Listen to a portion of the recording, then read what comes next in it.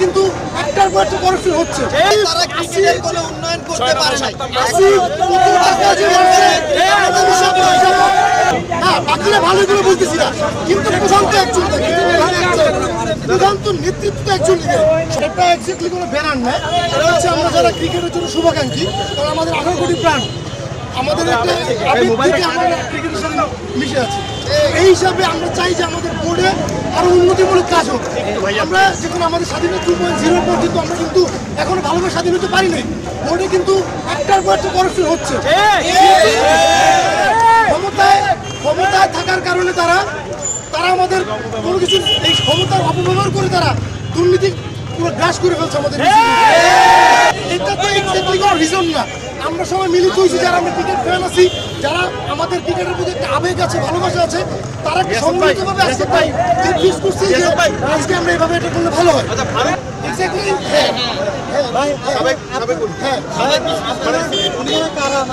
আমরা সাধারণ জনগণ, এলাকার পক্ষ থেকে তারা ক্রিকেটের কোনো উন্নয়ন করতে পারে না।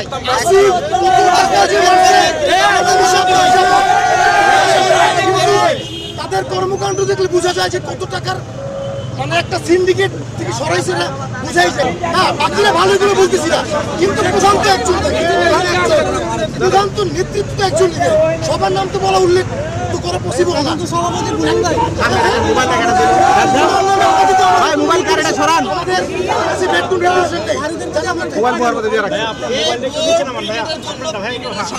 কাজ করতে পারতেছে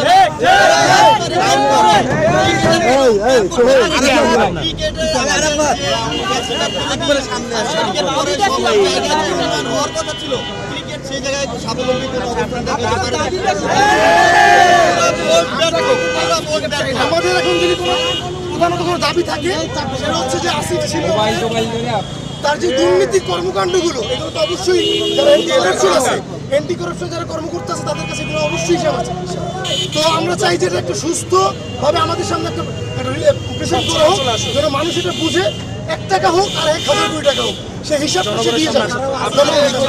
ওনারটা জানা যাবে আরো পরে, উনি আরো কিছু কর্মকাণ্ড করুক। আমাদের কাছে দল কোনো ম্যাটার করে না। আমাদের কাছে দেশের উন্নয়নমূলক কাজ, ক্রিকেট বোর্ডের উন্নয়নমূলক কাজ, ফুটবলের যতটা খাত আছে সবকিছু উন্নয়নমূলক কাজ আমাদের কাছে ম্যাটার করে। জি, ধন্যবাদ।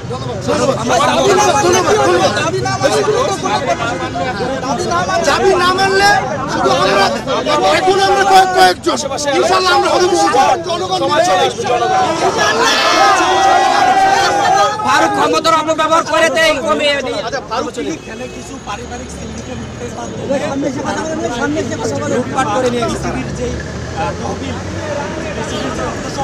সেগুলো তারা আত্মসাৎ করছে। ঠিক আছে,